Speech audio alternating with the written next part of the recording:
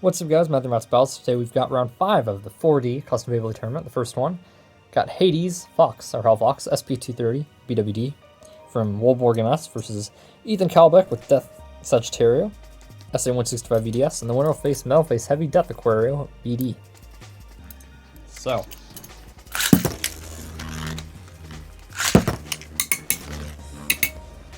Now, the question is, will SP230 act like a budget E230, being a tall BD145 basically, or will it not?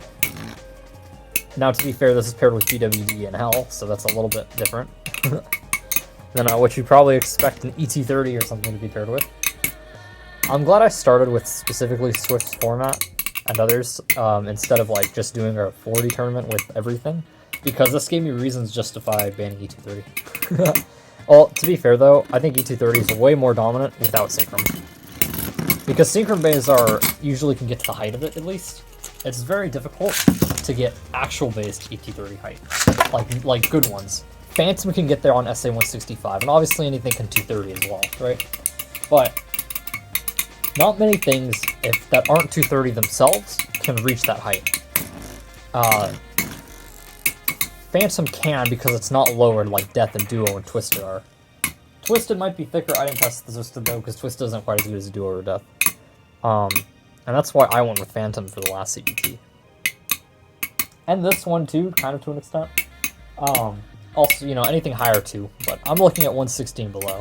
It's very difficult for things to reach that height. So, I feel like having E230 would have forced a lot of people to go 230 to win. Or have a chance at E230, so. E230 will be fine in standard, but not this. Now, would I reintroduce or ban other things? Here's the thing. I like that people have to dig deep, and still like Flash and Death and are commonly used in my standard CBTs, because this is a CBT, not an actual tournament. There's a parts limit. You have to use what I have, not bring your own, so. But, the one thing I do worry slightly about Duo, because I still think Duo is really, really good, and it's a step up from everything, you know? It's got more stamina than Death, and it's got more defense than Phantom. So I worry a little bit about that. I think that could still be a bit too much. RDF is the one that I'm interested in, because I know it's banned in... I will get another launcher for this. These two bays I know for a fact are very close on stamina. So... I wonder what RDF's deal is, because I feel like with no, like Dragoon or anything, I feel like RDF probably isn't, like, super bad, but I don't know. And then obviously this is a 4D tournament, so no synchron.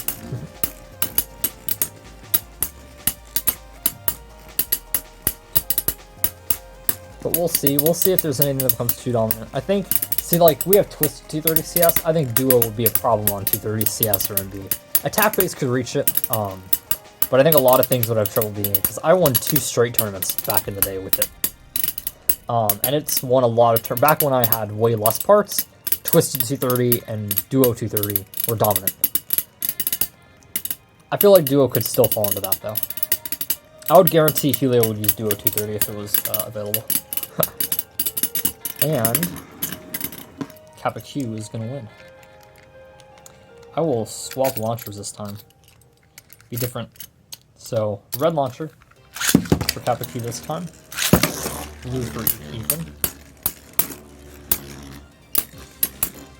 I'm gonna do that because Ethan kind of glided a little bit there. I feel like that could be not the most fair. Okay, there we go. We'll see though.